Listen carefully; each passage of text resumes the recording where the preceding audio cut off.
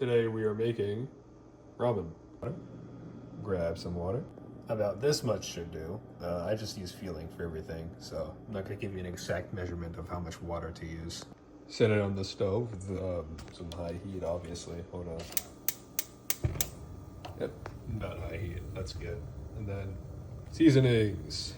Season the water so that the water gets all the taste from your seasonings. And while your ramen is cooking, it will get all the taste from the water, and then it will be tasty. Let's start with just a pinch of salt.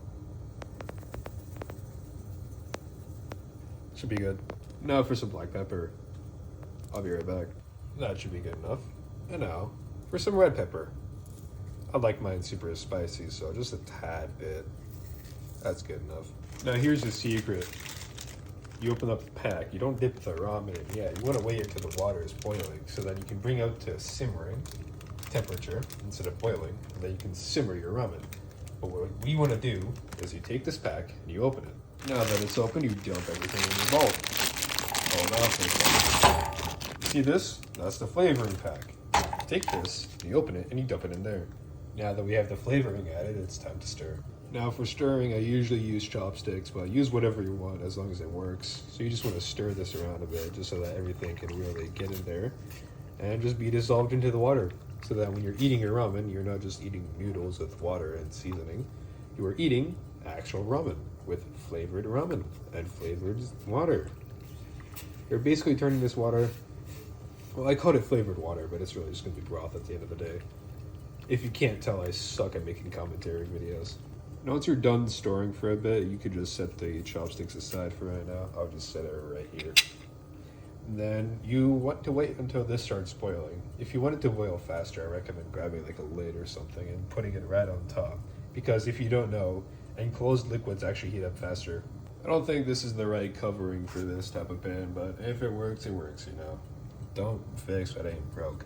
So you mainly just want to leave it on there until it starts boiling, and well, it takes about maybe 5 to 10 minutes for it to start boiling if you're on high heat, maybe less if your stove can reach even higher temperatures, but for me it usually takes around 5 to 10 minutes, but we'll see when we get there.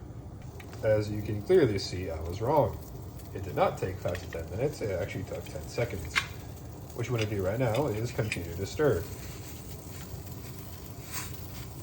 Just keep stirring, that way everything avoids being in one place, even though I doubt it will. But whenever you're boiling, usually the outer rims tend to boil, as you can see, because there's technically a bit less, I think.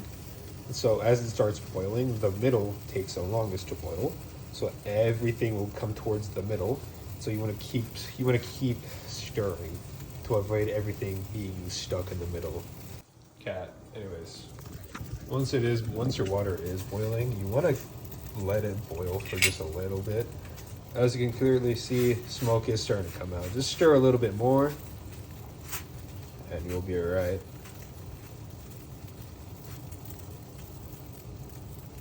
Alright. You just let this boil for a bit. I'll be right back. Once you let it boil for maybe about 2 minutes, it should be ready. Now all you want to do is lower the heat a little bit. Just a little bit so it comes to a simmer and not a boil.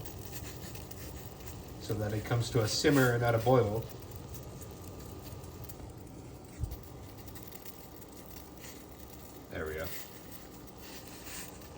Once that's done, you just take your ramen,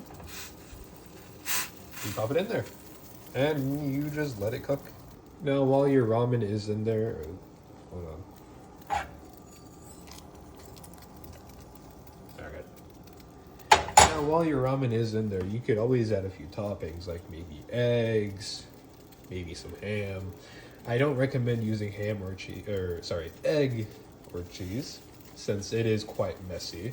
Because if you do add an egg, if you don't scramble it, you'll just have an egg. That's fine. If you do scramble it, you'll have a ton of different egg little parts on the sides, on the bottom. It's just overall very messy. I don't recommend it. Same thing goes for cheese, but it is generally a lot messier. Now what I like to do while cooking ramen is just dip it a bit more. Just so that it really, gets cooked. Now again, I don't know what I'm going to do for toppings. Maybe I'll just have normal ramen. I think for toppings, I'll probably just go with real bacon. Hear me out. Just sprinkle a little bit of bacon on there. What this bacon will actually do is actually add on a bit to the already very flavorful ramen and just make everything overall a lot better. Just look at that. Oh man. A little bit more. Just in case. I love bacon. Just thought I'd say that. But you dip. And then you stir. Hold on, let me get into position real quick. Oh. Now you just want to stir that bacon in, make sure it all gets nice and cooked. Make sure the ramen gets cooked, make sure the bacon gets cooked. Now, as you keep cooking it and you keep stirring it, you will start to smell a lot of bacon. It smells amazing right now. So I really, really recommend adding bacon because on its own it's already pretty good. When you add it to something like this, it becomes phenomenal. Once you think you've stirred it sufficiently enough, just let it sit there for a bit and soak up all that broth. Maybe you want to just poke a bit at the ramen to make sure it actually, gets cooked or whatever, picks up some of the broth. Yeah, you just want to let it sit there now. Just, let it cook. Once it's been sitting there for about a minute, you're good to go ahead and turn off the fire. And as you can see, the bubbles will immediately stop. Now to transfer it safely to the bowl. Wow. Would you look at that? Look at that beautiful ramen. Look at all those cooked bacon bits. Just amazing. Oh, time to eat.